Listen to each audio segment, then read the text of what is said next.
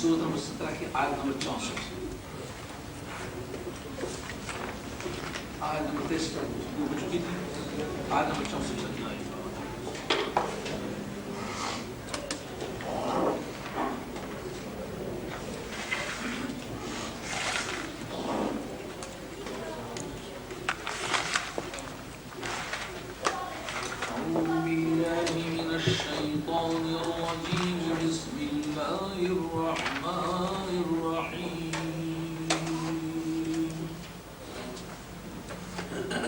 واستفزز من استطعت منهم بصوتك وأجلب عليهم بخيلك ورجلك وشاركهم في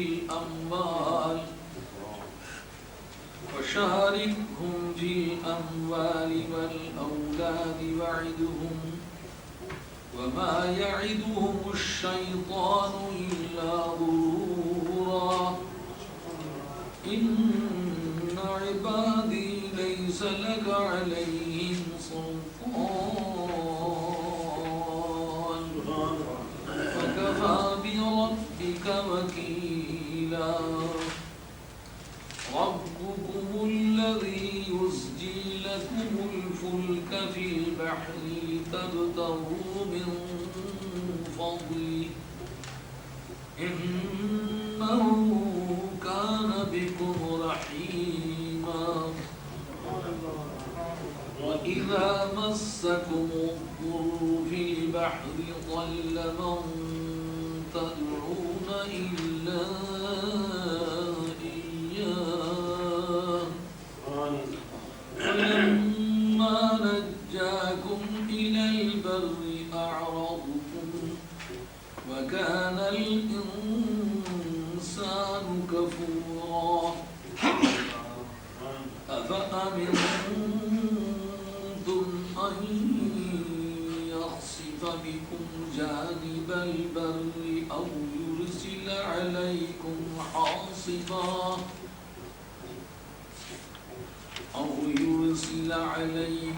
حاصبا ثم لا تجدوا لكم وكيلا أم أنتم أن يعيدكم فيه تارة أخرى فيرسل عليكم قاصفا من الريح فيغرقكم بما كفرتم ثم لا تجدوا لكم علينا به تبيعا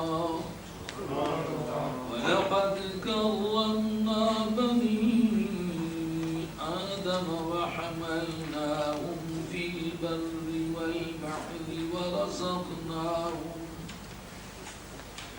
ورزقناهم من الطيبات وفضلناهم على كثير ممن خلقنا تفضيلا صدق الله مولانا العظيم وبلغنا رسوله النبي الكريم ونحن على ذلك من الشاهدين والشاكرين والحمد لله رب العالمين. حضرت حق جل وعلا شانہ وعز اسمہ ارشاد فرماتے ہیں واستفزز اور تو ڈگمگا دے. استفزا یستفز استفزازا اس کے معنی ہوتے ہیں کسی کو ہلکا سمجھنا، کسی کو اچھال دینا. تو ڈگمگا دے، تو ذلیل پھسلا دے، تو ذلیل کر دے. تو من استطاعتا جس کے بارے میں تم سے بن آتا ہے، جس کے بارے میں تم سے بن آتا ہے اس کو ڈگمگا دے، اس کو پھسلا دے، اسے ذلیل و خوار کر دے.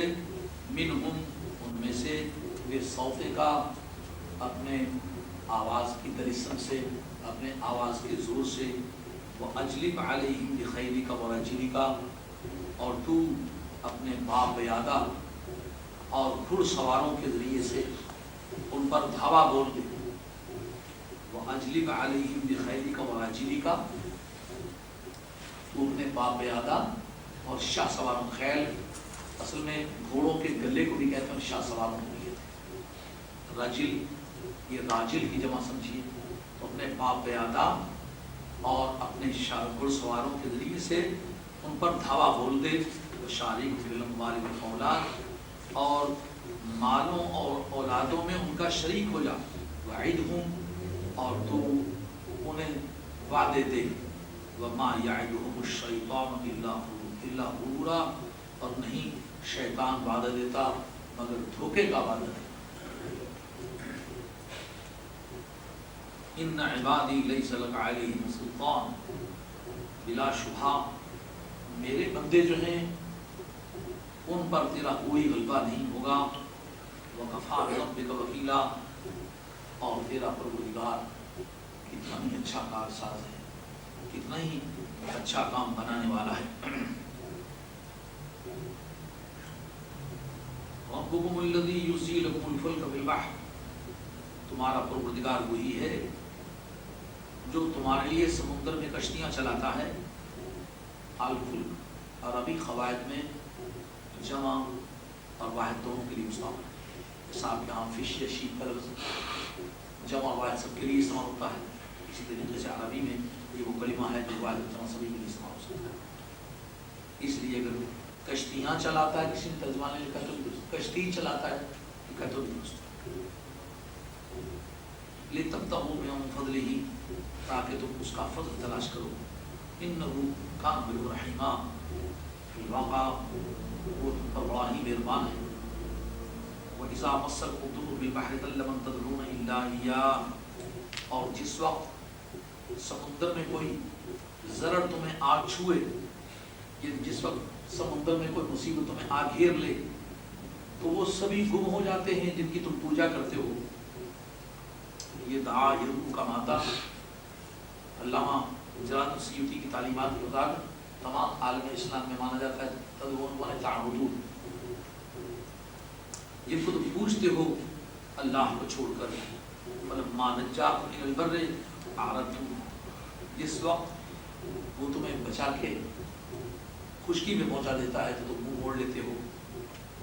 نجاکم اور اعرضتم دونوں ماضی کے صیغے ہیں، لیکن ان کے اول میں لما حرف شرط آیا ہے، تو کسی بھی ماضی کے اول میں جب حرف شرط آ جائے تو اس کو مضارع مانوی کر دیتا ہے. وکان الانسان کفورا، اور انسان بڑا ہی مشغولہ واقع ہوا ہے. افامنتم ان یخسف بکم جانب البر، کیا تم اس بات سے پرامن ہو گئے ہو، کیا تمہیں اس بات سے امان مل گئی ہے کہ وہ تمہیں خشکی کے کسی کنارے کے ساتھ دھنسا دے. اور یرسل علیکم حاصبا، یا تم پر پتھروں کی بارش برسائے. حاصباً اس بارش کو کہتے ہیں جس میں خواہ وہ ہیلنگ ہو، اولے پڑے، یا اس میں پتھر آئے، لیکن اوپر سے کنکریوں یا پتھروں کی قسم کی چیز، خواہ وہ پانی کی بنی ہوئی ہو یا پتھروں کی بنی ہوئی ہو، اس کے گرنے کا نام ہے حاصباً. یا تم پر وہ آسمان سے پتھر بھیج دے. ثم لا تجدوا لکم وکیلا، اور پھر تمہیں اس کے سوا کوئی حمایتی مل سکے. ثم لا تجدوا لکم وکیلا، پھر تم اپنے لیے کوئی وکیل، کوئی کارساز، کوئی کام بنانے والا، کوئی حامی کار نہ پاؤ. ام امنتم ان یعیدکم فیہ تارۃ اخری، کیا تم اس بات سے اور امن ہو گئے کہ پھر وہ تمہیں دوبارہ اسی میں لے جائے.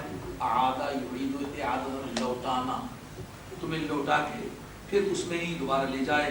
فیرسل علیکم قاصفا من الریح، اور پھر تم پر توڑ دینے والی آندھیاں بھیجے. قاصف جو توڑ کے چورا چورا کر دیتی ہے، ایسی تیز آندھی جو درختوں کو اکھاڑ کے پرے پھینک دے، ٹہنیاں توڑ دے، چھتیں لوگوں کی اڑا دے.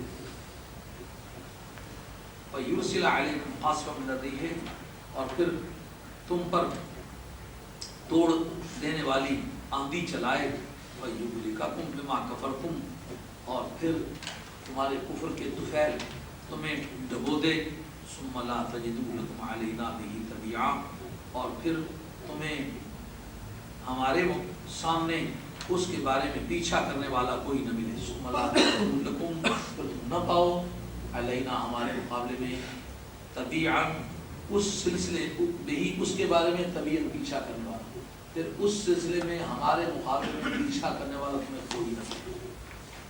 وَلَقَدْ كَرَّمْنَا بَنِي آدَمَ، اور حقیقتاً ہم نے اولاد آدم کو عزت اور بزرگی عطا فرمائی ہے، وَحَمَلْنَاهُمْ فِي الْبَرِّ وَالْبَحْرِ، اور ہم نے ان کو خشکیوں اور سمندروں میں سوار کیا ہے، وَرَزَقْنَاهُمْ مِنَ الطَّيِّبَاتِ، اور پاکیزہ چیزوں سے انہیں رزق عطا فرمایا ہے، وَفَضَّلْنَاهُمْ عَلَىٰ كَثِيرٍ مِّمَّنْ خَلَقْنَا تَفْضِيلًا، اور اپنی بہت ساری مخلوق پر بمانے کل مخلوق، کثیراً قرآن عظیم میں بکثرت کل کے معنی میں مستعمل ہے، یہاں علماء تفسیر کا اتفاق ہے کہ یہاں کل کے معنی میں مستعمل ہے کہ ہم نے کل مخلوق پر ان کو صحیح معنوں میں فضیلت عطا فرمائی ہے۔ آیات طیبات کا لفظ ترجمہ آپ حضرات کے گوش کیا۔ اب یہ بات سابقہ باتوں سے کیوں کا تعلق رکھتی ہے؟ جس وقت یہ بات پورے عروج پر پہنچائی کہ آیات کونیہ، عالم موجودات کے وہ مشاہدات، وہ حقائق جو کسی خاص مکتبہ فکر سے تعلق نہیں رکھتے، کسی خاص مذہب کی تصدیق نہیں ہے، بلکہ صفحات کائنات پر بحروف جلی وہ باتیں لکھی ہوئی ہیں جن کے ذریعے سے الوہیت پر استدلال کیا گیا کہ خدا کوئی ہے۔ خدا کا ہونا اور ایک ہونا آیات کونیہ سے گزشتہ آیات میں ثابت ہے۔ کیوں کہ کفار مکہ نہ یہودی تھے کہ تورات کو مانتے ہوتے، نہ نصرانی تھے کہ انہیں انجیل کا پاس ہوتا، نہ کوئی آسمانی کتاب ان کے پاس تھی جس کے ذریعے سے وہ اپنے آپ کو کسی بھی معنی میں پابند پاتے۔ ایک ایسی مطلق العنان قوم جن کی سوچ کی بھاگ دور محض شیطان کے ہاتھ میں ہے، ان لوگوں کو سمجھانے کی ضرورت پڑی تو کہا وہ عقل انسانی جو باقی حیوانات کے مقابلے میں امتیازی طور پر تمہیں مرحمت فرمائی گئی ہے، وہ تو تمہارے پاس ہے۔ تو جو چیز عقل انسانی کے ادراک اور دریافت میں آ سکتی تھی وہ چیزیں ایسے آئیں۔ اب اللہ رب العزت کی ذات نے اپنا ہونا اور ایک ہونا اس طرح واضح کر دیا کہ سورج کے چڑھنے میں تو کوئی شک ہو سکتا ہے، لیکن خدا کے ہونے میں اور خدا کے ایک ہونے میں کوئی شک باقی رہا۔ اس کے باوجود بھی اہل مکہ جب نہ مانے تو سرکار کی طبیعت ایک کوفت پیدا ہوئی کہ دیکھو کتنے جتن لگائے ہیں، کتنی محنت کری ہے، ایک ایک بات کو روز روشن سے کہیں زیادہ نمایاں کر کے چھوڑا ہے، 2+2 حاصل 4 سے بھی زیادہ واضح طریقے سے بات سمجھا دی ہے۔ اب یہ مانتے کیوں نہیں؟ کس طرح ان کو سمجھاؤں؟ مالک الملک نے معبود کبریاء کی تسلی نہیں، ایک بات واضح کی کہ شیطان نے عظمت انسانی کو سمجھنے میں تو کوئی کسر نہیں چھوڑ دی، پتہ تو اسے چل گیا تھا، اسے اور کئی چیزوں کی کمی ہوگی لیکن سمجھ کی کمی تو شیطان کو نہیں ہے، اور کئی چیزوں کا خسارہ اسے لگا ہے لیکن علم کا خسارہ تو نہیں۔ اسے کہو یہ بڑا بدبخت ہے کہ یہ بات مانی جا سکتی ہے، بڑا ضدی ہے یہ مانی جا سکتی ہے، اور بڑا ہٹیل ہے یہ مانی جا سکتی ہے، بڑا بدکار ہے یہ مانی جا سکتی ہے، لیکن یہ کہو یہ بڑا بے سمجھ ہے یہ تو نہیں مانی جا سکتی، سمجھ لگتا ہے۔ تو مالک الملک نے کہا جس شیطان نے ہزاروں نہیں لاکھوں برس لگا کے مجھے پوجا ہوا تھا، میرے خدا ہونے کا تو قائل تھا اور آج بھی قائل ہے، آج بھی خدا کے خدا ہونے کا منکر نہیں ہے، الوہیت کا منکر نہیں ہے، وحدانیت کا منکر نہیں ہے، خدا کو آج بھی خدا تسلیم کرتا ہے اور خدا کی ہستی کو صحیح معنوں میں باور کرتا ہے، مگر کافر کس وجہ سے ہوا؟ نبی کی عظمت کا منکر ہوگا، کافر ہوا۔ تو کہاں جس کے علم میں یہ ساری باتیں تھیں کہ حق یہ ہے باطل یہ ہے، اس کے سامنے یہ بات واضح نہیں تھی کہ آدم برحق ہے اور آدم کی شخصیت کو خدا نے جو برتری عطا فرمائی ہے یہ فیصلہ خدا بندی ہے، اس کے سامنے گردن جھکانا پڑے گی، کیا یہ بات واضح نہیں تھی؟ بات واضح تھی، پھر مانا کیوں نہیں؟ بعض ایسے بد نصیب ہوتے ہیں، बात पता चल जाती है, जहन्नम कबूल कर लेते हैं लेकिन शिकस्त नहीं कबूल करते। तो उसके यहाँ जिक्र करने का क्या मतलब का, जिस तरह शैतान को सही मानों में पता चल गया था लेकिन बाज नहीं आया था, इसी तरह कुफार मक्का को हकीकत हाल मुकम्मल तौर पर समझ में आ रही है लेकिन फिर वो जिद से बाज नहीं आया। इसलिए मामूली को किबरिया, कुफार को अगर ये बात पता चल गई वो बाज नहीं आते तो आप इसको प्रयास कर ले उसमें। इससे जो मजहब आल हक आल सुन्नत वल जमात में जो कयास एक सोर्स ऑफ लफ्ज़ होता है, इस्लामिक एनालॉजी, वो इससे साबित होती है कि ये बात क्यों बयान की है, ताकि इन वाक़यात को शैतान के वाक़यात पर कयास किया जा सके। अगर कयास मफहूम होता तो ये क्यों बात जिक्र में आती। अब ये बतलाया कि वो जो शैतान की तहरीक थी वो शैतान पर ख़त्म नहीं हुई, वो अब भी चल रही है। अब ये बात तो जब शैतान वाला वाक़या शैतान के दौर में पेश आया था तो वो बात वहाँ समझ नहीं आई थी। अब सरकार के दौर में उस वाक़े से क्या नतीजा हुआ कि ऐ महबूब किबरिया, ना शैतान ख़त्म हुआ, ना रहमान ख़त्म हुआ है, ना हक ख़त्म हुआ है, ना बातिल ख़त्म हुआ है। सतेजा कार रहा है अज़ल से ता इमरूज़ आगे मुस्तफ़ी से शरा नबूल अभी, ये सिलसिला हक को बातिल की आवेज़श का चलता चला आया है, ये चलता चला जाएगा। तो अब आप अपने दौर में इसका फैसला कर लें कि ये पुरानी आवेज़श है जो आज फिर एक नए रूप में नमूदार हुई है। कभी आदम और इबलीस आमने सामने थे, आज मोहम्मद और अबू जहल आमने सामने हैं। तो आज के दौर में भी इसकी क्या तफसीर है, जो मुफस्सिर की जरूरत पड़ती है। मुफस्सिर का जो एरिया वर्क है वो ये है कि हर दौर में उसकी एप्लीकेशन कहाँ होगी। जैसे आप कभी लॉ का इम्तिहान दें तो वहाँ टेबलों पर लाके बियर एक्ट रखते थे, कमेंट्री साथ नहीं होती, बियर एक्ट कहते हैं ये रहा कानून, ये उसका टेक्स्ट, और ये पर्चे पर वो हादसात एक्सीडेंट्स वगैरह लिखते हैं, इंसिडेंट्स। इसी तरीके से ये मामला पेश आए हैं। आप देखें इनमें से कौन सी सेक्शन लागू होती है, तो आदमी सेक्शन ही तलाश करता रहता है तो वक्त निकल जाता है। होश वाला होता है जो उसकी सूरत मसला को देख के कह सकता है कि लिखने में तो यूं लिखी हुई है लेकिन इसके मंशा में इस तरह के वाक़यात भी आ सकते हैं, इसकी जद में इस तरह के वाक़यात भी आ सकते हैं, इसकी जद में इस तरह के वाक़यात भी आ सकते हैं। तो अब इन आयतों को बयान करने के बाद अब मुफस्सिर की ड्यूटी है कि समझे कि दौरे हाजिर के कौन कौन से वाक़यात इसकी जद में आ सकते हैं। जो झूठे फिरके, जो झूठी जमातें जिन पर उनका झूठापन वाज़े कर दिया गया है और दलाइल कायरा से ये बात साबित कर दी है कि तुम जिस अकीदे पर हो, जिस सोच पर हो वो गलत है, वो सब तो समझते हैं। अगर हम ये मान जाए तो हमने इतने मदरसे बनाए वो सारे ख़राब होते हैं, इतनी किताबें लिखी हैं वो सब डट जाती हैं, इतने कुतुबखाने बनाए वो सारे बेकार गए। तो हम पूरी जमात की जमात, पूरी कौम की कौम गलत साबित होती है, मेरा उस्ताद गलत साबित होता है, मेरे बहनोई साहब गलत साबित होते हैं, मेरे साला गलत साबित होता है, मेरी बरादरी गलत साबित होती है। फिर हमने सारा निज़ाम जो बनाए हुए मुख्तलिफ मुल्कों और कौमों के साथ हमने रौ रस्म बनाए हुए हैं वो सारे ज़ाहिर जाते हैं। तो इसका मकसद ये है कि मैं ये तौबा करके तो अपनी पूरी ज़िंदगी का स्ट्रक्चर ही डिसफिगर कर दूँ, अपनी पूरी ज़िंदगी की जो बनावट है उसको ही तहस नहस कर दूँ। तो ये खारजी अवामिल सामने ला करके आदमी डर जाता है, कहता है जहन्नम जाना मंजूर है लेकिन तौबा मंजूर नहीं। अब दौरे हाजिर के ये वाक़यात इन आयतों की मंशा के जद में आते हैं। हक और बातिल की पहचान हो गई मगर इसके बावजूद भी बातिल से बात नहीं आता। ये वो बहस चल रही है। कुरान अज़ीम कहता है वस्तफ़्ज़िज़ मन इस्तताअ मिनहुम बिसौतिका वअज़लिब अलैहिम बिखैलिका वरजलिका वशारिकहुम फिल अम्वालि वल औलादि वइदहुम। ये कुरान अज़ीम की एक फिलॉसफी है कि किसी बात को कैटेगराइज करने के बाद कैटेगरी वाइज हुक्म को जारी करता है। इसका पता है फायदा क्या होता है। अगर किसी शख्स का नाम ले ले तो ये बात कही जा सकती है ये उस शख्स के बारे में खास तौर पर बात थी। कैटेगरी वाइज बात करने का ये मंशा है कि आइंदा क़यामत तक जो कायनात का एक प्रेस्क्राइब्ड एरिया है जो महबूब किबरिया की हुकूमत की जुरिस्डिक्शन तस्लीम हुई है, हुदूद सिमात हुदूद इख्तियार तस्लीम हुए हैं, उनमें जब भी कभी ज़रूरत पड़ेगी तो वही सेक्शन उस पर अप्लाई हो सकेगा क्योंकि कैटेगरी वाइज है। जब कैटेगरी आएगी तो कुछ नहीं कह सकेगा कोई ये फलां शख्स के बारे में, शख्स के बारे में नहीं कैटेगरी के बारे में। कैटेगरी पैदा हो गई है ज़्यादा ही सेक्शन अप्लीकेबल। देखा कुरान अज़ीम का तर्ज़ बयान कितना अजीम है। यही वजह है कि हर दौर के लिए नए लोग कानून बनाते हैं मगर नया दौर उनका मजाक बढ़ा देता है اور بتا دیتا ہے یہ نئے تقاضوں پر یہ قانون پورا نہیں اتر سکتا، لہذا قانون کو بدلو۔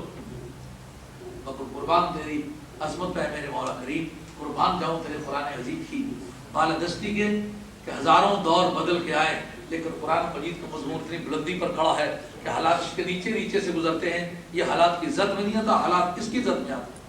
سہراست کے دریاست تہے بانو بڑے ماست۔ اب کتنی بھی کوئی قرآن اڑے، قرآن عظیم کے شہبازوں کے پروں کے نیچے ہی نیچے۔ قرآن نے بتایا کہ اس کی سرگرمیاں جو ہیں، اس کے روٹس کیا کیا ہیں۔ اے شیطان اب اکیلا نہیں جائے گا۔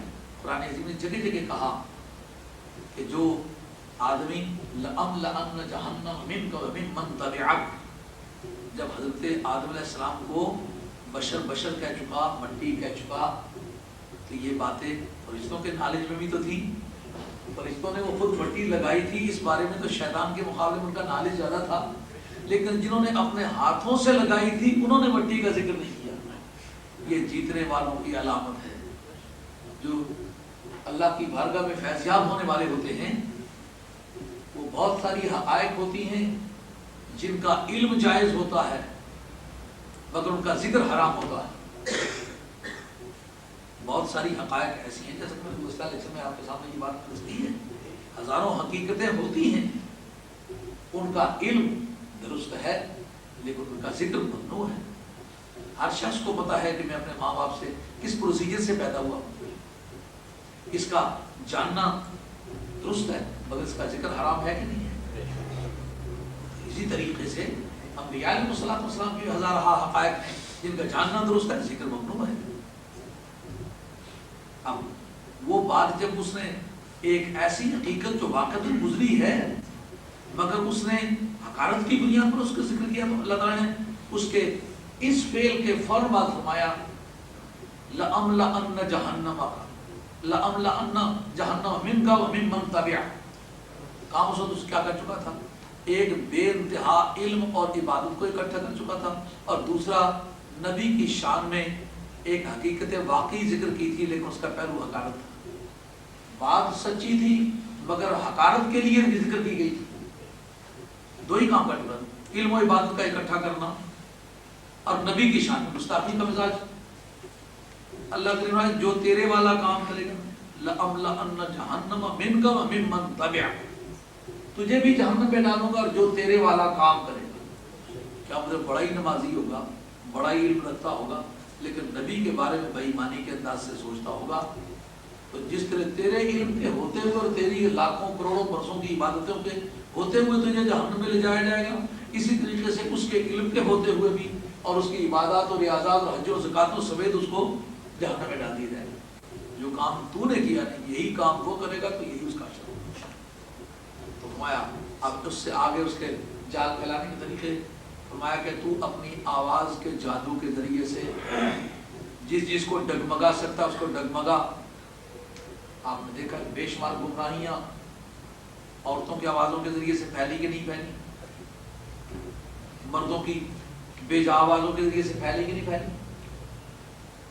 یہ رود و سرود، یہ تبلے کی تھاپ، یہ واہیات اڈوں پر سازوں کا بجانا، یہ گمراہی کا ذریعہ بنا نہیں۔ ہزارہ وہ شاوی خیالات جو کبھی برنگیختہ ہونے کے لیے تیار نہیں تھے،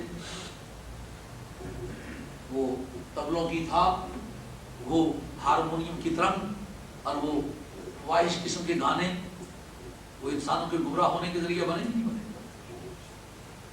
تو جو آل اللہ نے ایسا موسیقی جو غیر شرعی ہے اس کو پابندیاں عائد کی ہیں، اس کی یہ وجہ ہے کہ قرآن عظیم جو بتلایا ہے جب اللہ تعالیٰ نے شیطان کو وہاں سے نکالا اپنی آواز کے ذریعے سے۔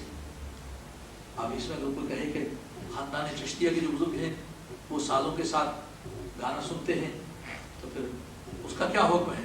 ہاں، جنہوں نے وہ گانا سنا ہے اس کے لیے شاید لکھی ہے۔ حضرت داتا گنج بخش علی اجمیری رحمۃ اللہ کی کشف المحجوب آپ کے پاس اردو میں موجود ہوگی، اور پڑھ کے دیکھیں کہ وہاں کیا شرائط ہے۔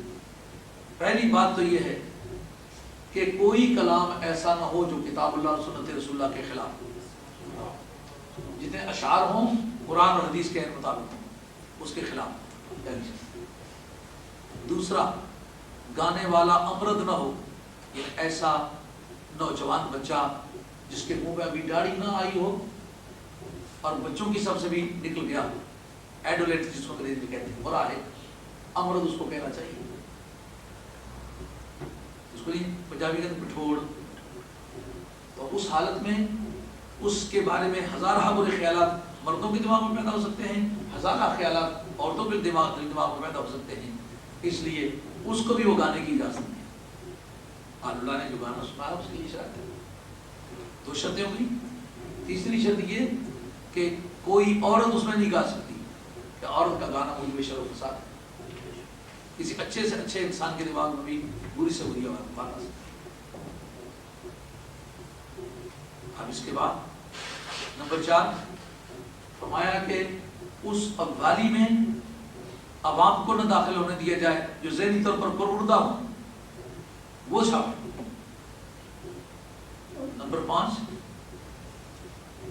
کہ وہ گانا جو ہے قوالی، اس میں ایک شیخ کامل ضرور موجود ہو کہ اگر حاضرین کی توجہ آگے پیچھے بڑھتی ہو تو روحانی طور پر اتنا صاحب تصرف ہو کہ دلوں کا رخ موڑ کے خدا کی طرف کر سکتے والا۔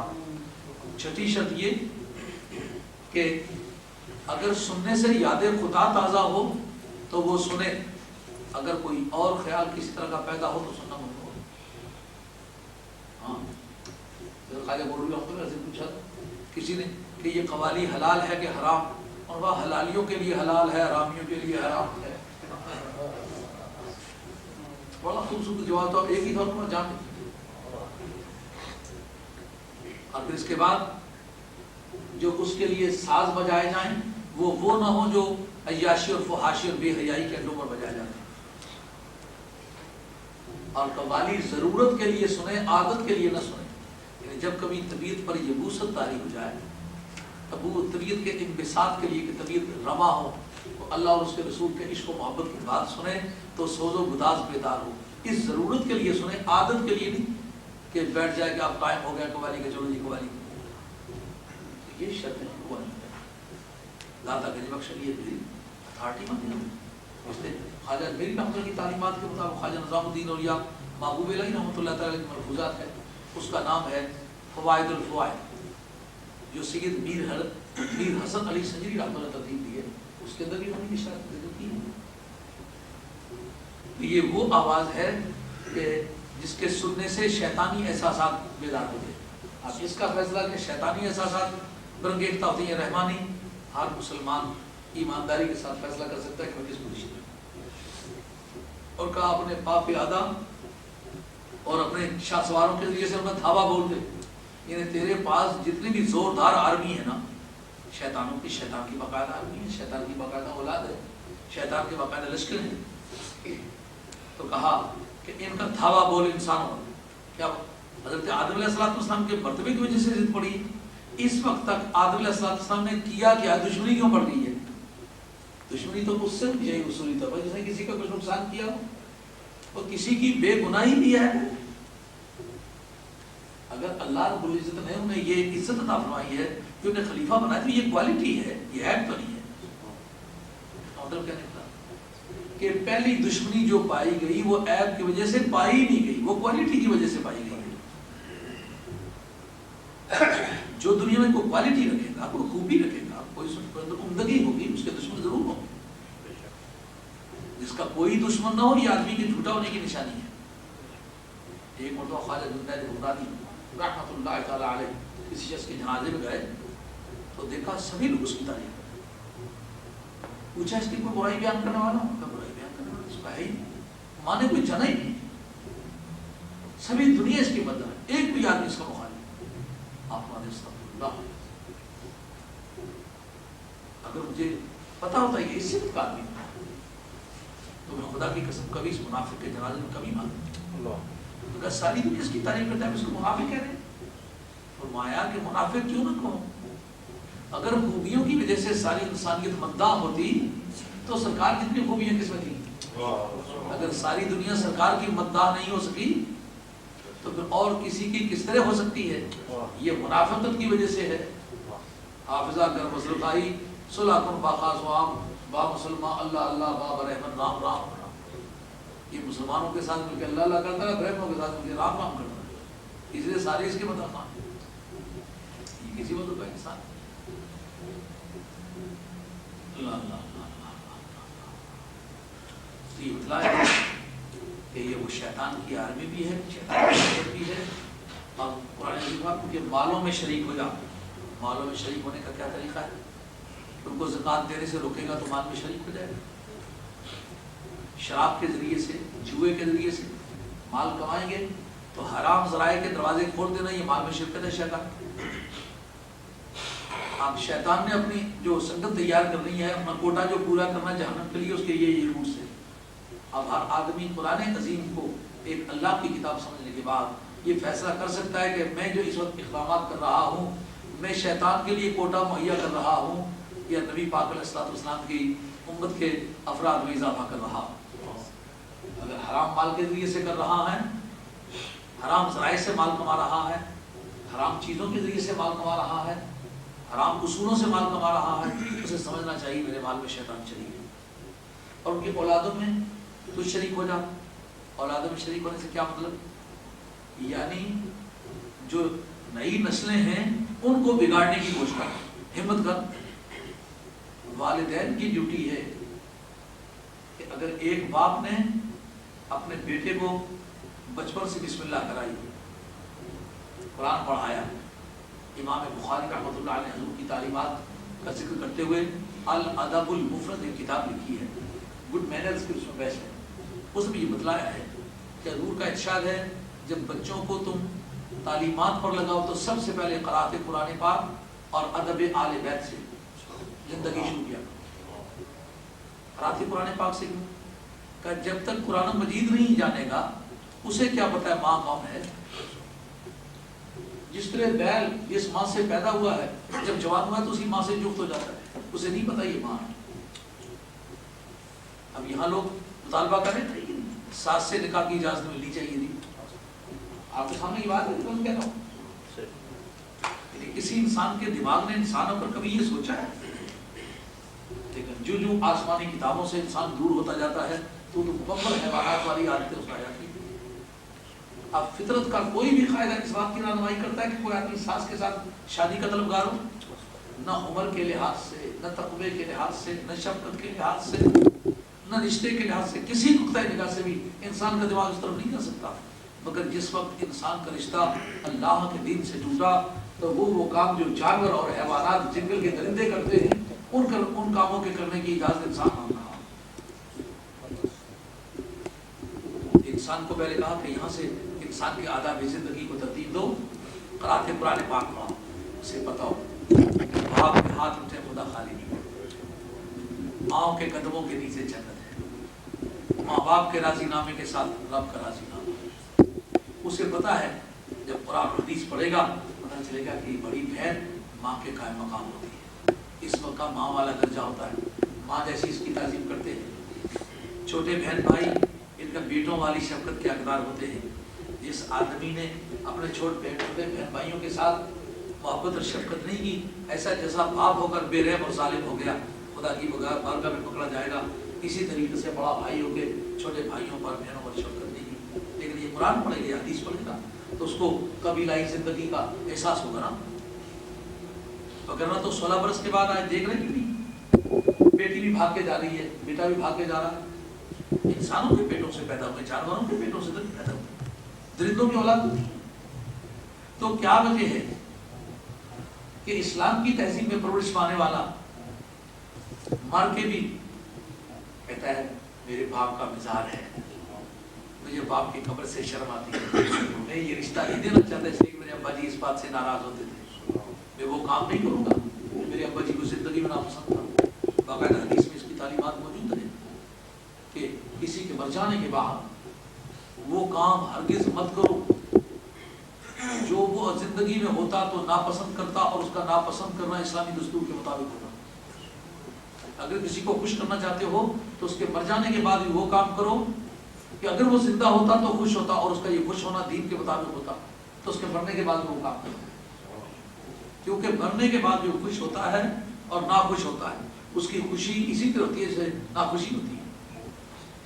آپ اپنے وطن گئے، والد صاحب کے مزار پر نہیں گئے، بہت برا کیا، آپ نے توبہ کرے. ماں کی قبر پر نہیں گئے، آپ کی بڑی بدبختی ہے، توبہ کریں اور اللہ عہد کریں جب کبھی جائیں گے تو ان کے ہاں ضرور آدمی دیں گے. تو ضرور یہ بات تعلیم فرمائی ہے کہ جس وقت کوئی کسی کی قبر ہو وہاں گیا ہو تو قبر پر نہ جائے، ایسا لگتا ہے کہ زندہ ہو تو کسی کو ملنے نہ جائے تو آزردہ ہوتا ہے، ایسے قبر پر نہ آنے سے بھی آزردہ ہوتا ہے. تو اس لیے فرمایا کہ قرات قرآن پاک سے اور ادب آل بیت سے. ادب آل بیت کی کیا ضرورت؟ یہ کہتے ہیں کہ قرآن حضور نے آخری وقت میں اہل بیت کی گود میں چھوڑا ہے. انی تارک فیکم الثقلین، میں جا رہا ہوں، چھوڑ کے جا رہا ہوں دو چیزیں. مخاطب کون کون ہے؟ صدیق اکبر، فاروق اعظم، عثمان غنی، حیدر کرار، اشرف مبشرہ، حاضرین بدر، وہ بڑے بڑے جنگجو جرنیل جنہوں نے محبوب کبریہ صلی اللہ علیہ وسلم کے سامنے میدانوں میں کھڑے ہو کر دشمنوں کے سامنے تلواروں کی چکا چاک میں سرکار سے وفا کی. اور حافظ، قاری، محدث، علماء، فقیہ، کیا کیا کوالٹیز صحابہ میں تھی. ان سب کو مخاطب کر کے فرمایا میرے صحابیوں کے سامنے نظر آ رہے کون ہے؟ میری اہل بیت. قرآن اور اہل بیت تم میں چھوڑ کے جا رہا ہوں، جن میں صدیق اکبر بھی ان کو فرمایا ایسے دیکھ لو تم میں بھی یہ چھوڑ کے جا رہا ہوں، اے فاروق اعظم تم میں بھی یہ چھوڑ کے جا رہا ہوں. کیا مطلب نکلا؟ یہ قرآن مجھ پر نازل ہوا ہے اور یہ قرآن کے بارے سے. اور یہی وجہ ہے کہ ائمہ اہل بیت نے پوری امت کو پڑھایا.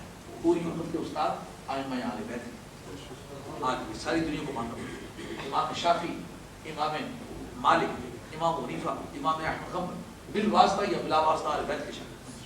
کوئی علم کا سیگا پوری امت میں نہیں جاتا جو مولا مرتضیٰ سے مالا مالا حضور تک جاتا نہیں، وہ اہل بیت سے ہو کے جاتا. پوری امت کے لوگ قرآن عظیم کے بارے میں ایک رائے پیش کریں، مولا مرتضیٰ کی اکیلی رائے پیش کریں، تمام مفسرین اس کو مانیں گے کہ مولا مرتضیٰ کی رائے کے مقابلے میں کسی کی رائے نہیں کرتی. یہ قرآن ہے، یہ اہل بیت ہے، انہوں نے تمہیں پڑھانا ہے. تو جو کام شروع کرتے تو استاد کی تعظیم بھی تو بدلاتے، اس لیے قرات قرآن پاک اور ادب آل بیت سے. تو مال اولاد میں شریک ہونے کے کیا معنی ہے؟ جس وقت اس کو دینی تعلیم نہیں دے گا، دینی عقائد نہیں سکھلائے گا، دینی تہذیب سے آراستہ نہیں کرے گا، دینی نظریات کا تقدس سے نہیں بخشے گا، نتیجہ کیا ہوگا؟ اس کی زندگی مکمل شیطانی زندگی ہوگی. اور آج دیکھنے میں آ رہا ہے کہ نہیں آ رہا؟ ہر بچہ اپنے والدین پر کیا اس کا الزام ہے؟ جی میرے والدین ان پڑھ ہیں. یہ کس کتاب میں لکھا ہے کہ جب والدین ان پڑھ ہو تو ڈسکوالیفائی ہو جاتے ہیں؟ ان پڑھ ہونے کے باوجود بھی آج تک کسی ماں نے اپنے بچوں کو گاروں پر کبھی سلایا ہے؟ ماں کا کون رہنما ہے؟ ماں بن پڑھے گیلے بستر پر خود سوتی نہیں سوتی، خشک بستر پہ اپنے بیٹے کو سلاتی نہیں سلاتی. تو ماں نے جب تجھے گود میں لیا تو پڑھا ہوا سمجھ کے لیا تھا. ظالم کتنا برا انسان ہے کہ ماں باپ نے تو تیری کوالیفیکیشن کو کنسیڈر کیے بغیر گندگی کا ایک ٹوکرا لے کے اس کو سنبھال کے رکھا، انسان بنا کے سوسائٹی کو دیا. آج تو ان کو اچھا سمجھنے کے لیے ان کی ایجوکیشنل ایبلٹی مانگ رہا ہے، کیا تو بھرتی کرنے لگا ہے؟ کیا تیرے پاس ملازم ہونے لگے ہیں؟ تو کوئی سیٹ انہیں دینے لگا ہے؟ ظالم بھرتی کرنے کے لیے تجھے کسی نے مقرر نہیں کیا، تو ان کا نوکر ہے. الولد و ما فی یدہ کان لابیہ ہے، بیٹا اور بیٹے کے پاس، اولاد اور اولاد کے پاس جو کچھ ہو ان کی کمائی سب کے مالک اس کے والدین ہوتے ہیں. یہ تیرے ماسٹر ہے، تیرے باس ہے. تو وہاں چکر کھا لے. اولاد میں شریک ہونے کے یہ معنی ہے جب دینی تعلیمات سے، دینی عقائد سے، دینی نظریات اور تہذیب سے بگاڑ ہوں گے تو ان کی زندگی مکمل جانوروں والی زندگی اور شیطان ان میں شریک ہو گیا. اللہم صلی علی سیدنا وعید ہوں اور تم انہیں وعدے دو. تو یہ چیلنج کی قسم کا کام ہے، یہ عمل کی قسم کا کام ہے. جب تجربہ کہتے ہیں آ وار کر، تو یہ اس کا یہ مطلب نہیں کہ وار کو مباح قرار دے رہا ہے، یہ چیلنج ہے. یہ امر برائے مبارات چیلنج کے لیے کہا ان کو وعدے دے جن کو تو گمراہ کرنا چاہتا ہے، للکارتے ہم تمہیں، ان کو جھوٹے وعدے دے کر دے، ان کو غلط فہمی میں مبتلا کر کے دے. لیکن اس کے باوجود جو بتاؤں ہماری یعدہم الشیطان الا غرورا، اللہ تعالیٰ کی تردید فرمائی شیطان جتنے بھی وعدے دیتا ہے دھوکے کی غرض سے دیتا ہے. مگر یہ بتا دوں ہے شیطان ان عبادی لیس لک علیہم سلطان، جن کو میں اپنا بندہ کہتا ہوں نا تو پورے جتن لگا کے دیکھ لیکن میرے بندے کا بال بھی تو اسے بھیگا نہ ہو. ایک دن والی بغداد شہنشاہ جیلان رضی اللہ تعالیٰ عنہ کہ اپنے اللہ کے دوران اپنے مجاہدے کے زمانے میں کسی جگہ تشریف فرما ہے، دیکھا فضا میں سے ایک پھول اترتا چلا رہا ہے، جو وہ قریب ہوتا جا رہا ہے بڑا ہوتا جا رہا ہے، بڑا ہوتے ہوتے کچھ بلندی پر جب آیا تو مکمل طور پر تخت بن گیا۔ تخت جب قریب اتر کے آیا دیکھا اس کے اوپر ایک بزرگ شخصیت بیٹھی ہوئی اور وہ آ کے کہتا ہے کہ اے سید عبد القادر جیلانی، میں تیرا خدا ہوں اور تیری تمام عبادات میں نے قبول کر لی ہیں، اور آج کے بعد تمام ذمہ داریوں سے تو مستثنا ہے۔ آج کے بعد نماز، روزہ، حج، زکوٰۃ کسی بھی ذمہ داری کو نبھانے کا تو پابند نہیں ہے۔ حضرت والی بغداد شہنشاہ جیلانی رضی اللہ تعالیٰ عنہ، لا حول ولا قوة الا بالله العلی، سبحان اللہ والحمد للہ لا الہ الا اللہ واللہ اکبر ولا حول ولا قوة الا بالله العلی۔ تو ابلیس نظر آتا ہے، خبیث، یہ اعلان معبود کبریہ کے لیے نہیں ہوا، میرے لیے یہ اعلان کس نے ہو سکتا ہے؟ اللہ۔ کیا سمجھ گیا ہے؟ الو کہیں کا۔ جب یہ کلمات آپ نے پڑھے تخت پھٹ گیا، شیطان چیخیں مارتا ہوا سنائی دیا، اور نے کہا میں تیرے جیسے 70 ولیوں کو گمراہ کر کے آیا ہوں، لیکن تو اپنے علم کے زور سے بچ گیا ہے۔ آپ فرماتے ہیں بے ایمان، جھوٹا ہے، اگر میرے جیسا ولی ہوتا تو اس سے کبھی گمراہ نہ ہوتا، اور یہ بھی جاتے ہوئے فریب مجھ سے کر کے جا رہا ہے کہ تو علم کے ذریعے سے بچ گیا ہے، اگر علم کے ذریعے سے بچنا ممکن ہوتا تو ہی بچ جاتا۔ خدا کے کرم سے بچا ہو اور اس کے کرم پہ بھروسہ۔ یہ مانا ان عبادی لیس لک علیہم سلطان، میرے جو بندے ہیں وہ تجھ سے کبھی گمراہ نہیں ہوں گے، خواہ کوئی بھی لباس پہن کے آنا تو تجھے پہچان جائے۔ وکفیٰ بربک وکیلا، اور تیرا پروردگار کیا ہی اچھا کارساز ہے۔ اللہ اللہ اللہ۔ اب جب شیطان کی وہ روداد اس باب میں آ کے ختم ہوئی کہ بحث چل رہی تھی کفار مکہ سے، تو اب انتقالات کلام کو ذرا محسوس کیجیے، اصل مضمون پر جو بات چل رہی ہوتی ہے تو جو مضمون بار بار لوٹ کے آئے نا وہ مین ٹاپک تسلیم ہوتا ہے، جو آگے پیچھے کی باتیں اس مضمون کی تقویت کے لیے یا روشن کرنے کے لیے یا واضح کرنے کے لیے آئیں ان کو کہتے ہیں انتقالات کلام۔ یہ ابلیس کی بحث بیچ میں انتقال کلام کے طور پر چل گئی تھی کہ کفار مکہ کے سامنے حقیقت امر واضح ہو گئی ہے مگر پھر بھی وہ تائب نہیں ہوتے۔ اصل مضمون کیا تھا؟ آیات کونیہ، کیونکہ یہ سورہ فرقان ہے، اس میں اللہ تعالیٰ کی توحید، قرآن کی قرآنیت اور محبوب کبریہ کی رسالت واضح کرنی تھی۔ اب پھر وہ آیات کونیہ دوبارہ واپس آ رہی ہیں جو یہ بتلانا چاہتی ہے کہ خدا ہے اور ایک ہے۔ مین ٹاپک، عام دم برسر مطلب جس کو آپ اپنی آسان زبان میں کہتے ہیں، وہ قرآن مجید کا انتقال کلام سے واپس لوٹنا، اور فرمایا ربکم الذی یزجی لکم الفلک فی البحر، وہ تمہارا پروردگار ہے جو سمندر میں تمہاری کشتی چلاتا ہے۔ اگر پانی کو تابع نہ کر دیتا، ہماری کشتی تیرانے کی بجائے یوں ہی رکھتے تو ڈبو دیتا تو کیا ہوتا؟ پانی کے اندر یہ عادت کس نے رکھی ہے؟ یہ عادت ہم نے رکھی ہے، اگر نہ پانی کی کیا ذمہ داری؟ اسے تم لو آگ سے چھوڑ دو وہ ڈوب جاتا ہے، اور ٹنوں کے حساب سے لکڑی، اس لکڑی کے اندر لوہا رکھ دو تیرتا جاتا ہے۔ تو یہ عادت اگر ہم نے رکھی ہے تو ہم نے رکھی ہے نا، وہ تمہارا پروردگار ہے۔ بتاؤ تمہارے پاس کوئی فلسفی ہے ایسی کہ پانی کے اندر یہ مزاج لائے؟ اگر پانی کو یہ مزاج بخشا تو ہم نے بخشا، تو پوری روئے زمین مل کے تو پوری یہ پانی کے مقابلے 1/4 بنتا ہے، تو اگر 3/4 ہم نے پوری دنیا میں پانی چھوڑا ہوا اس کے اس مزاج کا رکھا ہے کہ اگر آپ کو کشتی آ کے لا کے رکھو ڈبونا نہیں ہے، چلنے دینی ہے، تو یہ میرے خدا ہونے کی کافی دلیل نہیں ہے؟ کیا اس کا مطلب بس تم نے دیا ہے؟ اتنے بڑے سمندروں میں، جہاں سمندر میں جاتے ہو کوئی آبادانی نظر نہیں آتی، پانی پانی نظر آتا ہے، ایک آسمان نظر آتا ہے اور ایک سمندر نظر آتا ہے، اور ایسا پتہ چلتا ہے کہ یہ 2 کٹورے ہیں، کوئی ہرے سے سبز سے رنگ کے، نیلو رنگ کے، اور ایک دوسرے پر الٹے کیے ہوئے ہیں، اور میں 2 پلیٹوں کے اندر چل رہا ہوں، نہ کوئی پہاڑ نظر آتا ہے، نہ کوئی آبادی نظر آتی ہے، نہ کوئی کچھ معاملہ نظر آتا ہے۔ تو کہا اگر وہاں تم پانی میں یہ عادت ہم نے رکھی نہ رکھی ہو وہ تمہیں ڈبو دے، کون تمہیں اسے پوچھنے والا؟ تو یہ میرے خدا ہونے کی دلیل ہے، اور ایک ہونے کی دلیل وہی مانا ہے کہ اگر 2-3 خدا ہوتے، ایک تیرانا جو ہوتا دوسرے کی دشمنی تو کہتے ڈبو دو۔ دیکھو محلے میں ایک سیٹ کے 2 آدمی उम्मीदवार होते हैं, आपस में सारी जिंदगी लड़ाई रहती है। ये पीढ़ी के मेंबरों में सारी जिंदगी लड़ाइयाँ रही हैं। अब वही जो आपके काउंसलर बन रहे हैं उनमें ये लड़ाइयाँ हैं कि नहीं? बशीर की बेटी के मेंबरों का सवाल पैदा होता है, तो जो दो आदमी उम्मीदवार थे, एक बन जाता है एक रह जाता, तो दुश्मनी रहती है। तो खुदाई का सवाल होता तो कई खुदा और उम्मीदवार होते, एक और होता है, एक दूसरा और होता, एक तैराना चाहता दूसरा डबाना चाहता, झगड़ा रहता ना। का ये मेरे होने की दलील है और एक होने की दलील। वो तुम्हारा पुरदिगार तुम्हारे लिए समुद्र में कश्तियाँ चलाता ताकि तुम उसका फजल तलाश। लेकिन निरी कश्तियाँ ही नहीं चलाते हो, बल्कि चलाते हो तो फिर कुछ कमा के भी लाते हो। ये हमारा कर इस जरिए से दूसरे ममालिक से तुम्हारा राब्ता बनाया है। समुद्री जजीरों में रहते हो, फायदे उठाते हो, सैर भी करते हो, तरह तरह के फल भी खाते हो, फूल भी सूखते हो, बंदे भी देखते हो, मुल्क मुल्क का पानी पीते हो। ये हमारा करम। हमने फजाओं को और दरियाओं को तुम्हारे ताबे कर दिया।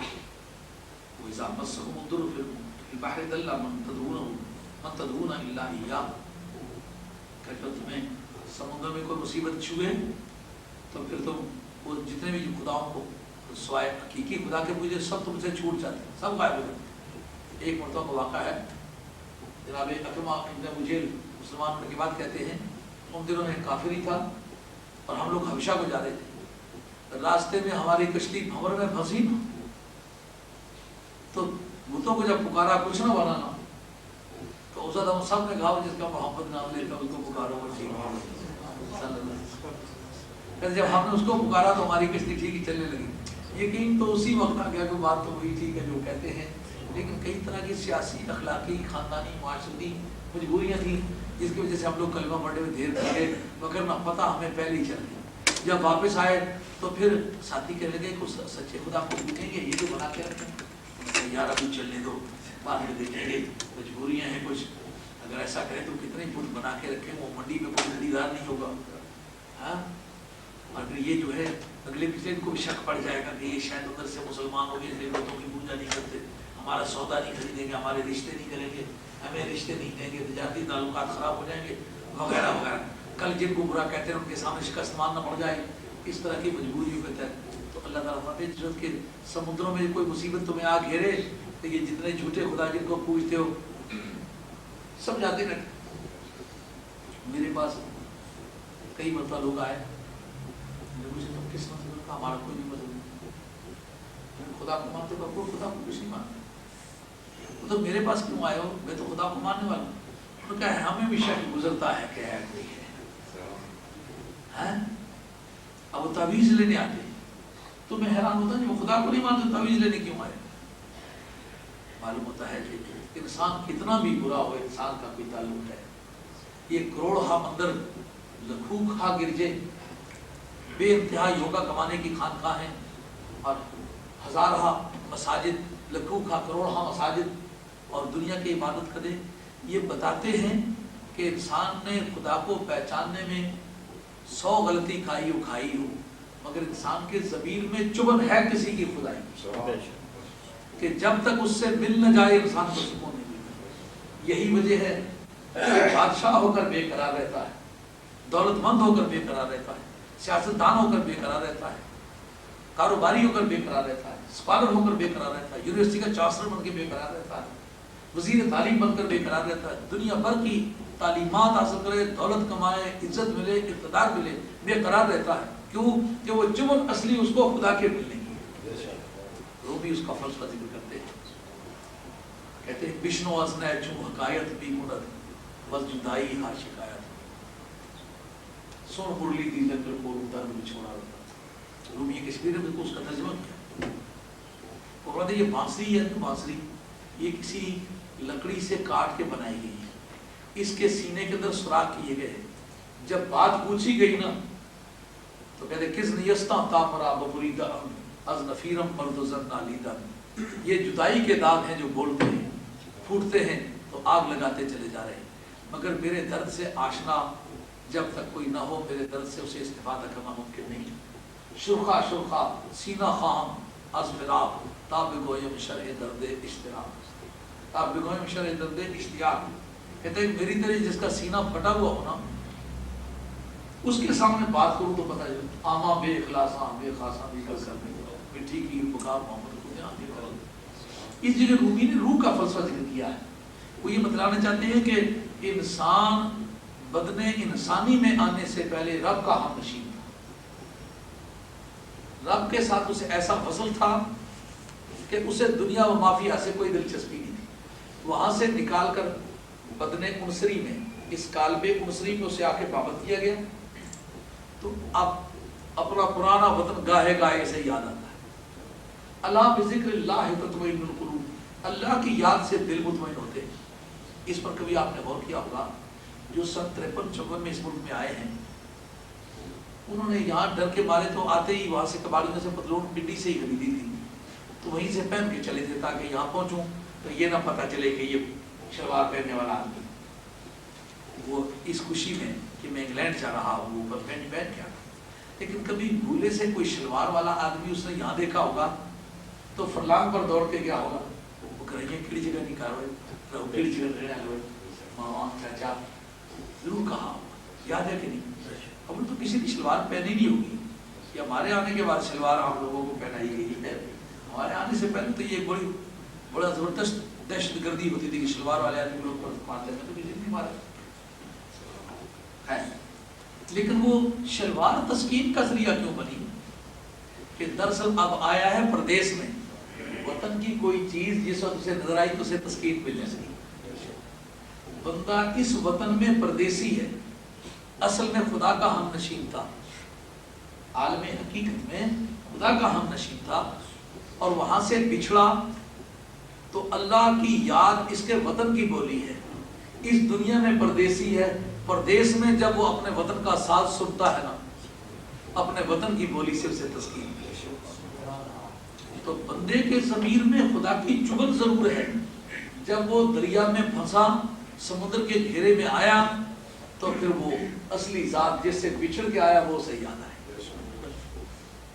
دل کے دھڑکنے کا سبب یاد آیا, وہ تیری یاد تھی اب یاد آیا. مشکل تھا دل کا سنبھلنا ہے دوست جب وہ رخصت ہوا فلما نجاکم من البر اعرضتم وظالمون. جب سمندر سے ہم نے تمہیں نجات عطا فرمائی تو تم نے منہ موڑ لیا. کتنے ابن الوقت ہو, وقت گزر جائے تو پھر آنکھ سے آنکھ نہیں ملاتی. کان الانسان کو فرمایا انسان بڑا ناشکرا واقع ہوا. تو یہ انسان کی کمزوری ہے. انسان اگر شکر گزار ہو کر کے رہے تو پھر انسان کی شان دیکھنے والی. انسان کو شکر گزار رہنا چاہیے. جس آدمی نے شکر کیا تھوڑا شان شوکت سے ذکر کیا. اس سورت کی ابتدا میں فرمایا کہ ذریۃ من حملنا مع نوح, اور لوگوں کی اولادوں کہ جو نوح علیہ السلام کے ساتھ سوال کیا تھا انہ کان عبدا شکورا, بڑا شکر گزار آدمی تھا. حالانکہ انسان کا ذکر کرتے ہوئے کہتا ہے بڑا کان انسان کفورا, انسان بڑا ناشکرا ہے. پتہ چلا انسانوں کی وہ کمزوری انبیاء علیہ السلام سے پاک ہے. کیونکہ کسی نے انسانوں کے رہنا تو نبی کی نقل اتارے کہا وہ بڑا شکر گزار. ٹھنڈا ہوا کا جھونکا آیا تو شکریہ ادا کہ ہمارے کتنا کرم, کیسی پیاری ہوا آئی ہے. ایک گھونٹ پانی کا پیا تو کہا مولا کریم تو لاکھ لاکھ شکر, کیسی پیارا پانی, مزیدار پانی. سانس آرام سے لیا تو خدا کا شکریہ ادا کرو. مولا سانس کو بھی تنگی آ جائے رستے کے مریض سے پوچھیں, جب وہ رک رک کے سانس لیتا ہے اپنے بستر پر پڑا ہوا, سانسوں کی عام طرف پر پھیرے لگے ہوئے ہیں, ایک سانس جو لے لیتا ہے سمجھتا ہے اور ایک مشکل آتی ہے, دوسرے سانس کے لیے انتظار کرتا ہے پتہ نہیں آئے گا نہیں آئے گا. یہ جن کے سانس آزادی سے آتے ہیں ان کو شکریہ نہیں ادا کرنا چاہیے. أَفَأَمِنْتُمْ أَنْ يَخْسِفَ بِكُمْ جَانِبَ الْبَرِّ أَوْ يُرْسِلَ عَلَيْكُمْ حَاصِبًا. تاکہ سمندر سے نکل کر نڈر کیوں ہو گئے ہو؟ تمہیں نہیں پتا جو سمندر میں خطرے میں ڈال سکتا ہے وہ خشکی میں بھی خطرے میں ڈال سکتا ہے. کیا تم اس بات سے امن میں ہو گئے ہو کہ وہ تمہارے ساتھ کسی خشکی کے گوشے کو دھنسا دے, جس طرح قارون کو زمین کے خطے میں غرق کر دی. ہم نہیں دیکھتے رشا میں کیا ہوا ہے. جو لا الہ کی مدت سے کہتا چلا ہے کہ کوئی خدا ہے ہی نہیں. اللہ میرے لاہوری سے مجھے بڑی نیک فاطلی ہے, اس کا آدھا سفر اس نے طے کر لیا ہے، الا اللہ رہ گیا ہوا ہے، لا الہ تو کہہ دیا ہے اس نے کہ کوئی خدا نہیں، اب ایک جھٹکا اور لگنے والا ہے، الا اللہ اس کی زبان سے نکل جائے۔ یہ جس زمین میں دھسائے گئے تو وہ ساری سائنس اور سائنس کی ساری شکلیاں کرکری ہو گئی، تو خدا کے ڈنڈے کے سامنے کسی کی کیا سائنس ہے؟ آگے بھی جو دنیا میں لوگ گزرے وہ اپنے علم و فن کے بڑے دائی تھے، لیکن خدا کی سزا کا وقت، خدا کی طرف سے سزا کا وقت آئے تو پھر آدمی بچ نہیں سکتا۔ یا تمہارے اوپر آسمان سے بارش بھیجتے پتھراؤ کی، نہیں دیکھا؟ حضرت لوط علیہ السلام کی قوم وجعلنا عالیہا سافلہا، ہم نے آسمانوں کے قریب لے جا کر ان کا تختہ الٹ دیا، وامطرنا علیہم حجارۃ من سجیل منضود، تو ہم نے ان کے اوپر متواتر پھر لگاتار پتھروں کی بارش برسائی، چورا چورا کر کے قوم کو چھوڑ دیا۔ خدا کی سزا سے بچنے کے لیے یہ فریب تو ناکافی ہے، یا تمہارے اوپر اللہ تعالیٰ پتھراؤ کی بارش بھیج دے اور تو پھر اس کے بعد انہوں کوئی کارساز نہ پاؤ، کیا یہ بات ہے ممکن ہے؟ کیا یہ بات، کیا تم اس بات سے گناہ ہو گئے کہ اللہ تعالیٰ دوبارہ تمہیں سمندر میں لے جائے؟ یہ تمہیں ایسی حاجتیں ڈالے کہ تم سمندر میں جاؤ، جس جگہ سے بچ نکلے تھے اسی جگہ دوبارہ گھیرے میں لے لے، اور پھر تم پر ایک ایسی آندھی بھیجے کہ نکل کے واپس آنا تو کیا سمندر اسی طرح رہے، لیکن اتنی تیز آندھیاں چلیں کہ موجے سمندر میں موجے پیدا کرے، اور خود جس طرف بھی کشتی جانا چاہے سمندر اور موجیں آپس میں ٹکرا کے سارا تمہارا سرمایہ ٹکڑے ٹکڑے کر کے کشتی کو چھوڑ دے، پتہ ہی نہیں چلے تم کدھر گئے، اور تمہیں تمہارے کفر کی وجہ سے غرق کر دے، پھر تم ہمارے مقابلے میں اس بارے میں پیچھا کرنے والا کوئی نہ پاؤ۔ ہم سے کون ہے پوچھنے والے جو تمہارے کیس کو چیز اپ کرے گا؟ کون ہوگا جو ہمیں ایکسپیڈائٹ کرے گا کہ جلدی کرو اس کا فیصلہ کرو؟ ہم سے پوچھ رہا ہوں کوئی؟ آگے جو لیکچر کا کنکلوژن ہے، یہ ایک لیکچر ختم ہونے والا ہے، اس پر کنکلوژن دیا، فرمایا وَلَقَدْ كَرَّمْنَا بَنِي آدم، جس کو ہم نے خود عزت دی تھی اس کو خود اپنے ہاتھ سے مارنا نہیں چاہتے، ذلیل نہیں کرنا چاہتے۔ روزے حساب جب میرا پیش ہو دفتر عمل اور خود بھی شرمسار ہو اور مجھے بھی شرمسار، قلندر لاہوری کی ایک جگہ شوقی مختار قابل ملاحظہ ہے، کہتے قیامت کے میدان میں مولا کریم میرا اگر حساب غلط نکلا نا تو میں تو گھٹیا انسان ہوں، میں تو رسوا ہو ہی جاؤں گا، لیکن مولا کریم یہ فیور تجھے بھی نہیں کرے گا، تو نے مجھے عزت کا تاج پہنایا ہے، تو وہ فرشتے جن کی پیشانیاں انسان کے سامنے جھکائی ہیں وہ کھڑے ہوں گے سامنے، تو ان کے سامنے سوال اٹھے گا مولا کریم جن کو عزت عطا فرمائی انہوں نے کیا کیا ہے، اس لیے فضل فرما مجھے توفیق عطا فرما میں باز آ۔ اللہ کریم فرماتے ہیں کہ ہم انسان کو خود رسوا نہیں کرنا چاہتے، وگرنہ جو تم کرتے ہو تمہاری رسوائی کے کافی موجبات اکٹھے ہو گئے ہیں، اب کافی جواز اس بات کا پیدا ہو گیا ہے کہ تمہیں ذلیل کر دیا جائے، لیکن ہم نے خود حضرت انسان کو عزت عطا فرمائی ہے، اس کو عزت کی حالت میں رکھنا چاہتے ہیں، مگر یہ دارالعمل ہے، دارالجزا نہیں۔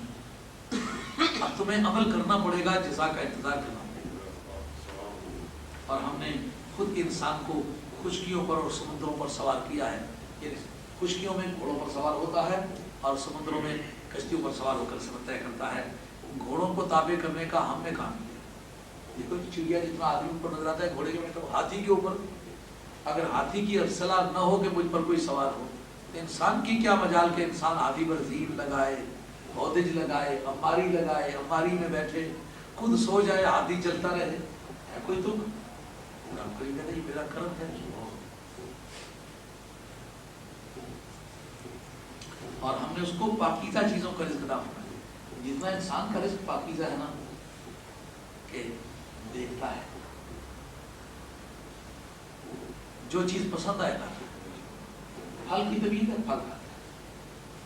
اب شیر کتنا ہی اعلیٰ قسم کا جانور ہے، لیکن انگور لگے ہوئے ہیں درخت کے اوپر ہیں، نہ وہ اوپر سے اترے نہ یہ کھائے، اس کو کیلا بہت ہی اچھا لگتا ہے، لیکن کیلا اونچی جگہ ہے، وہ نیچی جگہ ہے، اب اسے ہاتھ نہیں آتا کہ وہ کھائے، چھیلے کس طرح؟ اگر وہ کھاتا ہے تو چھلکے بھی ساتھ ہیں، چھلکے بھی انتہائی بدمزہ ہے، کس طرح کھائے؟ اب جناب پرندے ہیں، بہت اعلیٰ قسم کے پھل کھاتے ہیں، لیکن ان کو دل چاہتا ہے کبھی باجرے کی روٹی بھی ہو تو کھا لے کر کون پکا کے دے؟ انسان کو ایسے ہاتھ دیے کہ اپنی مرضی کے مطابق چیز کی شکل بدل سکتا ہے، چیز میں پانی ڈال کے اس کی شکل بدل سکتا ہے، اس کو آگ پر رکھے اس کی پھر شکل بدل سکتا ہے، آگ پر رکھنے کے بعد دوبارہ اس کو بھگو کے شکل بدل سکتا ہے، بھگونے کے بعد دھوپ میں رکھ کے اس کی شکل بدل سکتا ہے، گندی یا دھو کے کھا سکتا ہے، خشک ہے اس میں گھی ڈال کے کھا سکتا ہے، بدبو آئی پھینک سکتا ہے اور لا سکتا ہے، لیکن جناب باقی جانوروں کے لیے بھی چانس نہیں ہے۔ انسان کو اللہ تعالیٰ نے کیسی خوبصورت آنکھیں دی ہیں، آنکھ سے دیکھ کے فیصلہ کر سکتا ہے یہ کھانے کے قابل ہے، ناک سے سونگھ کے فیصلہ کر سکتا ہے یہ کھانے کے قابل ہے، چکھ کے فیصلہ کر سکتا ہے کھانے کے قابل ہے، اللہ حالت کیا ہے، بے شمار چیزیں ہیں جن کو کتابوں کے ذریعے پڑھ سکتے، اس کی تاثیر کیسی ہے، ممکن ہے کھانے میں بڑی لذت والی ہو لیکن پیٹ میں تکلیف پہنچاتی ہو، بعض رہتا ہے، کتنے علاج کتنے وسائل اس کے لیے مہیا کیے، فرمایا کہ ہم نے اس کو پاکیزہ چیزوں کا رزق عطا فرمایا، کیسی کیسی شاندار چیزیں ہیں۔ اب دیکھیں کیلا جب آپ کھول کے کھاتے ہیں ایمانداری سے کہ کیلا دکان پر سے آپ نے خریدا، دکاندار نے بیچا، لیکن جس نے بنایا اس کے ذوق کا اندازہ، اس کو انسان سے کتنی ہمدردی ہے، کتنا پیار ہے کہ ماں، حقیقی ماں اپنے اسکول گئے ہوئے بیٹے کے لیے تھوڑا بہت واپسی کے لیے رکھتی ہے، اگر اتنا سنبھال کے رکھ سکتی ہے جتنا رب نے سنبھال کے کیلا رکھا ہے۔ درخت پر کیسا درخت ہے، اس کے پھل کیسا لگا ہے، سنبھال کے کیسا رکھا ہے۔ ہاں جی دیکھیں خربوزہ ہے، خربوزے کے اندر اس کے بیج ہے، درمیان میں گودا ہے، اوپر اس کے چھلکا ہے۔ اب بیج کس مصلحت کے لیے رکھا اور اوپر چھلکا کس مصلحت کے لیے رکھا، کتنی دیر تک وہ پریزرو ہو سکتا ہے، اس پر غور کرنے سے آج انسان کو ایک نئے نتیجے پر پہنچنا چاہیے، اور پہلے کے مقابلے میں اس کو زیادہ شکر گزار ہونا چاہیے کہ اس مالک الملک میں انار دیکھیں کیسے کیسے کھانے اس کے اندر بنے ہوئے ہیں اور کس خوبصورتی سے اس کو پیک کیا ہوا ہے۔ کبھی آپ نے سیبوں کے یہ پیٹیاں جو ہیں کریٹ گتے کے بنے ہوئے، ان کے تو ان کی پیکنگ دیکھی ہوگی، جو شکل ہے نا اس کے پھلوں کی، غالباً اس کے پہلے تو گتے وہ صاف ہی ہوتے ہوں گے لیکن بیج میں رکھنے کے بعد کھانے بن جاتے ہیں، لیکن یہ جو پیکنگ ہے انار کی، یہ تو پہلے گتے رکھے تو بعد میں تو ان کی شکل نہیں بنائی، بنانے والے نے پہلی تاریخ ہی وہ پیکنگ اس طرح رکھی ہے کہ مختلف ملکوں میں جائے تو یہ خراب نہ ہو، کیسے سنبھال کے رکھے اور دانے سے دانہ جدا کر کے رکھا، اتنا تو ماں بھی پیار سے سنبھال کے ڈھانپ کر کے محفوظ کر کے نہیں رکھتی کہ اللہ تعالیٰ نے ہم نے پاکیزہ چیزوں سے اسے رزق دیا، موسم کے لحاظ سے، گرمیوں کے لحاظ سے، سردیوں کے لحاظ سے، پہاڑوں کے لحاظ سے، آبادیوں کے لحاظ سے، مختلف مقامات کے رہنے والے لوگوں کے لیے مختلف پھل پیدا کیے تاکہ موسمی ضرورتیں بھی اس کی پوری ہوں، بھوک سے بھی سے نجات ہو اور اس کے چہرے مورے پر بھی اس کے پھل کا اثر پڑے، اس کو حسن بھی ملے، اس کو صحت بھی ملے، اس کو توانائی بھی ملے، اس کو زندگی بھی ملے۔ یہ اتنے کام کرنے والی چیزیں ہم نے بنا کے رکھی ہیں، کیا اتنی نعمتیں پانے کے بعد ہمارا اسے شکریہ نہیں ادا کرنا چاہیے؟ کہ او کفار مکہ تم کافر ہی صحیح پر زمرہ انسانی میں تو آتے ہو، وہ پھل میرے پیدا کیے تو کھاتے ہو، وہ میری نعمتیں تو تم اڑا رہے ہو، کیا وجہ ہے کہ پھل دینے میں فٹ ہوں اور پوجا جانے کے لیے فٹ نہیں ہوں، میں پیدا کرنے کے لیے فٹ ہوں لیکن معبود کہلانے کے لیے فٹ نہیں ہوں۔ اللہ تعالیٰ نے فرمایا یہ میرے احسانات ہیں، میرے احسانات کو مد نظر رکھو، تمہیں ایک بزرگ ترین مخلوق بنایا، ایک بیر و بر کو تمہارے تابع کر دیا، دو پاکیزہ چیزوں سے رزق عطا فرمایا، تین اور اپنی ساری مخلوق پر فضیلت عطا فرمائی، کثیر نے یہاں کل کے ہیں، یعنی آسمانوں پہ رہنے والی مخلوق ہے، فرشتے، انہوں نے حضرت انسان کے سامنے سجدہ کیا کہ نہیں، فضا میں اڑنے والے شہباز ہیں، تمہارے ہاتھوں پر بیٹھے تمہارے کہے کے مطابق شکار کرتے کہ نہیں، باز ہے، بادشاہ ہے، کوئی ہے، بیری ہے، ریگی ہے، چرب ہے، شاہین ہے، ماشین ہے، شکرا ہے، یہ سارے تمہارے کہے پر شکار کرتے ہیں، فضا پہ اڑنے والی مخلوق شکار پکڑ کے تمہارے لیے رکھتے ہیں۔ ہم نے یہ فضا پیدا کی، پہاڑوں کی چوٹیوں سے لے کر کے समुद्री मछलियों तक तुम्हारे कहे पे चलते हैं। तो ये हमने सारी मखलूक पर तुम्हें फजीलत दी है कि किसी शेर के पिंजरे में हाथी कैदी नहीं है, हाथी के पिंजरे में शेर कैदी नहीं, और शेर और हाथी दोनों के पिंजरे में इंसान कैदी नहीं, लेकिन इंसान के पिंजरे में दोनों कैदी हैं। शेर भी इंसान के पिंजरे में है, हाथी भी इंसान के पिंजरे में, फजा भी इंसान के तहत है, और बहर भी इंसान के तहत है, भर भी इंसान के तहत है। तो इतनी बड़ी अजमत देने के बाद अब मेरे बगैर तुम्हारा खुदा कोई नहीं हो सकता। ये मेरे लेक्चर का खात्मा है, और कैसा फजूल कंक्लूजन है कि सारी अजमतों पर बहस करके कि तुम्हारा खुदा है और एक और वो मैं हूँ, जिसने ये सहूलतें मुहैया की हैं। आप पूजा जाना भी सिवाय मेरे और किसी का नहीं बनता। अल्लाह ताला मुझे और आपको सच्चा दे नसीब फरमाए। अब मैं दोस्तों में से कोई भी आदमी जो मेरे मजमून से रेलिवेंट सब्जेक्ट है, कसे भाषण, एक सवाल करे, दो करे, 10 करे, सब कोई जाता है। कोई सवाल करने वाला साथी? कोई सवाल नहीं? हम दुआ करना।